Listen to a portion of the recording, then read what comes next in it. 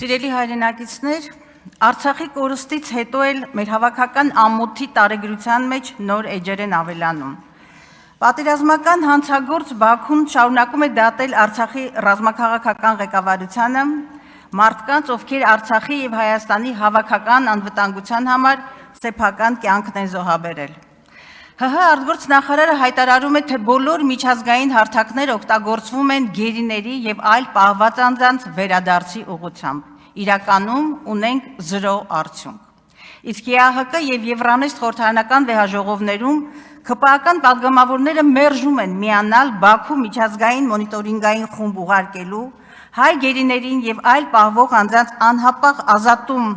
պահանջող իմ եւ մյուս ընդդիմադիր պատգամավորների բանաձևերին։ Քաղաքական մեծամասնության օրակարգը այլ է, այդպես էլ հայտարարում են։ ՀՀ արտգործ նախարարի խոսույթն էլ այնքան ականջահաճո է թուրք լրագրողին, որ վերջինիս թվում է, թե թուրք պաշտոնյայի է լսում։ Բաքուն շարունակում է մեր հայրենակիցների հաշվեհարդարը, Հայաստանի նկատմամբ տարածքային պահանջները կորզելով նոր զիջումներ եւ պայթեցնելով խաղաղության կեղծ դիսկուրսը։ Իսկ ՀՀ վարչախումբը Փաշինյանի գլխավորությամբ փորձում է այլ օրակարգերով շեղել խաղաղության օրակարգի սնանկությունը։ Աներկբա է, խաղաղության հասնում են ոչ թե թշնամու օրակարգը սպասարկելով, այլ նախ եւ առաջ ներքին խաղաղությամբ։ Բայց դուք քաղաքական մեծամասնություն գնալով այրում եք բոլոր կամուրջները եւ հատում կարմիր գծերը։ Այո,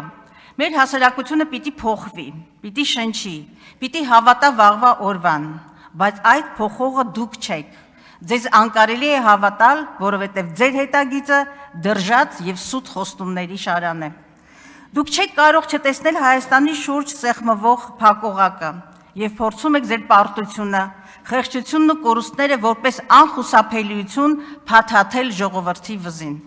Կարող եք ինչպես 37-ին անաստվածների միություն ստեղծել, ձեր հետևորդների մտահորիզոնից հեռացնել Արարատը, Օրացույցից ջնջել ապրիլ 24-ը, սեփական եկեղեցի հիմնել, ուրանալ Արցախը, մեր ինքնությունն աղճատող գեղագիտություն պարտադրել, ձեր հեղափոխությունը փառաբանող հիմնադրամին $500,000 հատկացնել, այլախոհների բերանը փակել, ինչպես եւ անում եք, բայց սրանից Հայաստանը ոչ ուժեղանում է, ոչ էլ դառնում անվտանգ։ Ամենօրյա մղձավանջ եւ քաոս, սա է իրական Հայաստանի պատկերը։ Մերժումի գաղափարով ոչ կենսունակ երկիր է կառուցվում, ոչ էլ հանրային համերաշխություն։ Բայց արդյոք իրապես ուզում եք եւ ունակ եք կենսունակ երկիր կառուցել։ Մի քանի ցուցանիշ։ Գիտությունը պետք է լինի ՀՀ կայուն զարգացման անկյունակարային ոլորտներից մեկը, ամրագրել եք կառավարության ծրագրում։ Արդյոք սա մաքուր պոպուլիզմ չէ, երբ գիտությանը հատկացվում է ՀՆ-ի ընդամենը 0.35%-ը, իսկ բարձրագույն կրթությանը 0.13%-ը։ Սա տարածաշրջանի ամենացածր ցուցանիշն է։ Վերջին 7 տարիներին 25%-ով նվազել է ուսանողների թիվը, իսկ 28%-ով պրոֆեսորա դասախոսներինը։ Հայաստանն աշխարհում ամենավերջին տեղում է գիտնականների թվով։ Ակադեմիայի հարյուրավոր առաջարկներ մնացին թղթի վրա եւ ահռելի ավանդ ունեցող գիտությունների ազգային ակադեմիան լուծարվեց, դառնալով փորձագիտական հիմնադրամ։ Այն պարագայում, երբ դեռ գոյություն չունի գիտության զարգացման ռազմավարական ծրագիր, քանդել, հետո մտածել։ Ահա այսպիսին է ձեր գործելավոճը։ 22-ին աշտարակում տրվեց ակադեմիական քաղաք կառուցելու կեղծ մեկնարկը եւ դեռ հաշվարկված ծրագիր իսկ գոյություն չուներ։ Միջազգային մի շարք կազմակերպությունների հետ ընդամենը 2024-ին է Հայաստանը կրթական եւ քաղաքաշինական ծրագրերի խորհրդատվության պայմանագրեր կնքել, որոնցից միայն UCL-ի ծառայությունների արժեքը 6.6 միլիոն ֆունտ ստերլինգ է։ Եթե ծրագրերի մշակումը ընթացքի մեջ է, չկա գիտության զարգացման հաստատված ռազմավարություն, այդ ինչպես էիք դեռ 3 տարի առաջ իբրև վերջնագիր խոսում բուհերի եւ գիտության միավորման մասին։ Դուք իշխանության եկաք բուհերը չքաղաքականացնելու ականջահաճո հայտարարությամբ։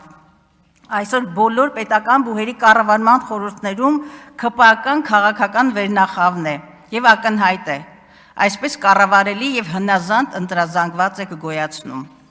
Բրյուսովի զավթման օպերացիայից շատ եմ խոսել, հիշեցնեմ, 22-ին ընտրված թեկնածուն օրենքի խախտումով չհաստատվեց։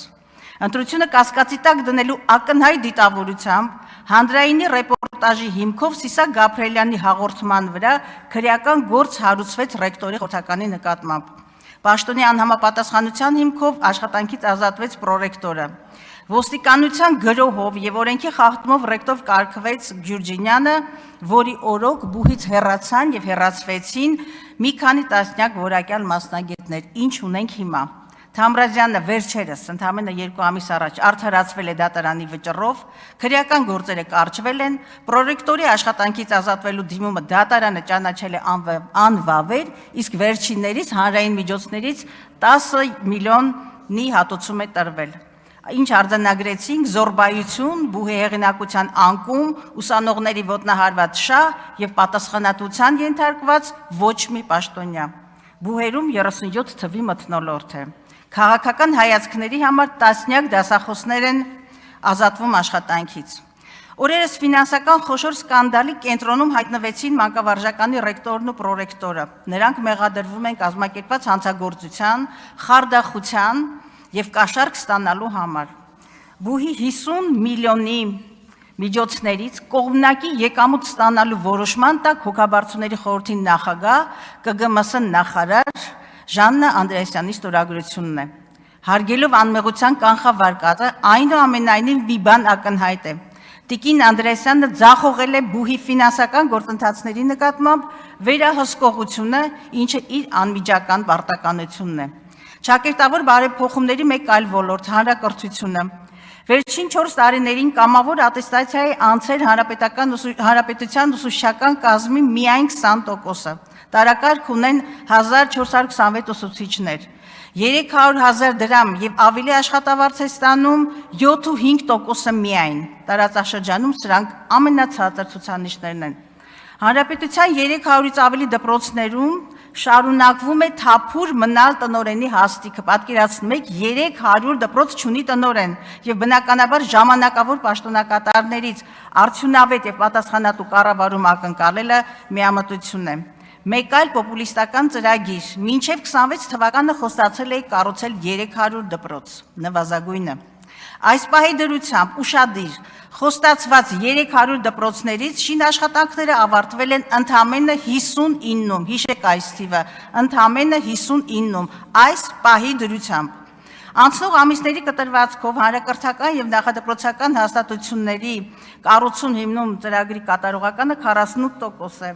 Գույքով եւ տեխնիկայի ապահովումը 33.6, մարզադահլիճների կառուցումը 12%, հանրային գրադարանների բազայի զարգացում 14%, թանգարանների եւ պատկերասրահների հիմնանորոգում 26%, հուշարձանների վերականգնում 38%։ Վերջին 4 տարիներին ԿԳՄՍ ոլորտի կապիտալ ծախսերի միջին կատարողականը չի գերազանցում 40%-ը, բայց կատարողականի կողքին լրջագույն խնդիր է նաեւ կատարման որակը, ոչ պատշաճ վերահսկողությունը եւ հանցավոր ոչ պրոֆեսիոնալիզմը։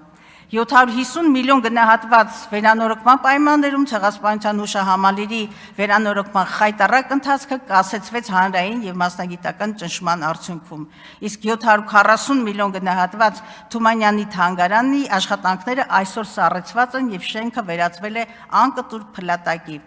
Եվ մի բացահայտուն, պարզվում է, որ որոշ մշակութային պոակների տնօրեններ արտաբյուջետային միջոցների հաշվին եռամսյակի կտրվածքով ստանում են մինչև 5 միլիոն, 3 միլիոն, 2 միլիոնի հասնող պարգևավճարներ, այն դեպքում, երբ տվյալ կոլեկտիվների գիտական, վարչական կամ տեխնիկական աշխատողները, որոնք նաև գեներացնում են այդ միջոցները, վարձատրվում են 83,000-ի շրջանակներում։ Այս տրամաբանությունը բացատրություն է պահանջում։ Եվ վերջում քաղաքական մեծամասնություն, եկեղեցու դեմ անհավասար եւ հակասահմանադրական պայքարի եք դուրս ելել, քանդելով պետականության հիմքերը նաեւ։ Ես ձեզ հիշեցնում եմ, պառակտումի մեղքը չի մաքրվում անգամ նահատակության արյամբ։